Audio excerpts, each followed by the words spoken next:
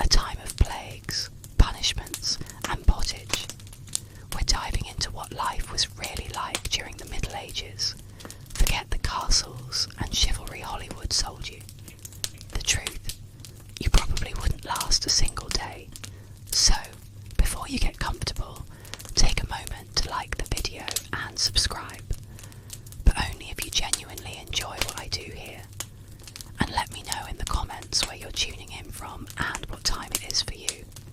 It's always fascinating to see who's joining us from around the world.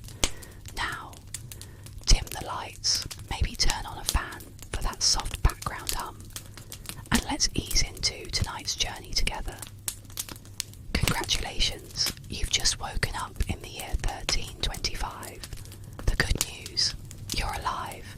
The bad news, so are the fleas. Your bed is a half-rotted straw mattress, stuffed with bugs and hay that smells like a barn floor, because it was a barn floor 3 months ago. There's no memory foam, no pillows, and definitely no Egyptian cotton sheets. Just a wool blanket that hasn't been washed since last winter, and now weighs roughly as much as a small cow from the accumulated grime. You blink awake as the church bell clangs in the distance. It's the medieval version of an alarm clock, only louder and somehow even less merciful. Your home is a wooden hut with one room, no windows, and a charming open concept floor plan where your family, livestock, and domestic insects all share the same space. The smell, oh, it's a fragrant symphony, a subtle blend of stale beer, human sweat, goat, and something you pray isn't mould, but know in your soul probably is. Scented candles haven't been invented, and even if they were, they'd just melt on your dirt floor. You try to stretch but immediately regret it, because the air is freezing and your joints ache. You're 22 years old, which in medieval terms is roughly middle-aged. Your spine creaks like an old wooden door, and your knees sound like a bag of rocks being shaken by a confused peasant. Getting out of bed is a gamble. The floor is either wet from last night's rain, which leaks through the thatched roof, or crusty from something your neighbour's chicken did. Either way, your bare feet are now part of the ecosystem. Oh, and privacy. What's that?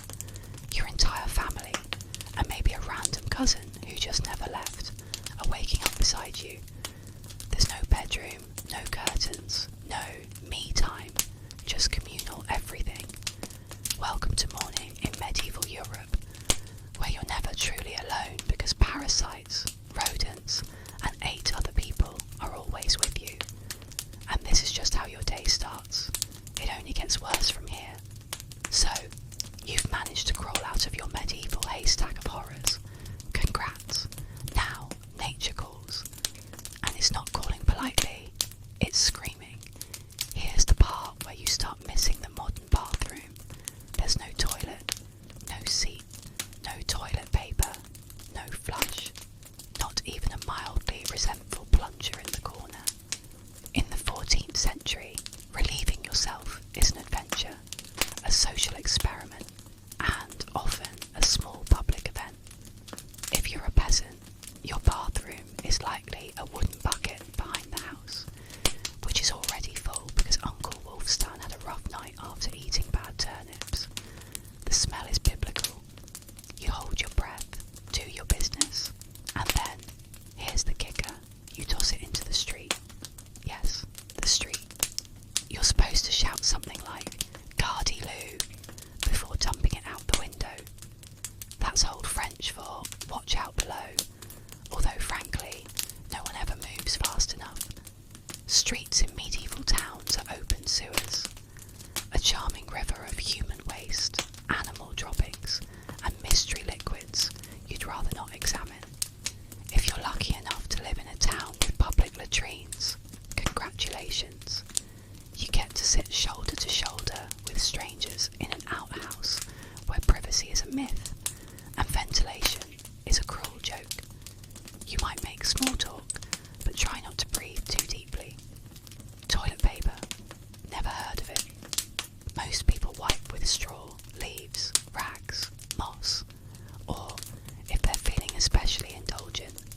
a scrap of wool, sometimes nothing at all, which might explain why handshakes weren't popular yet.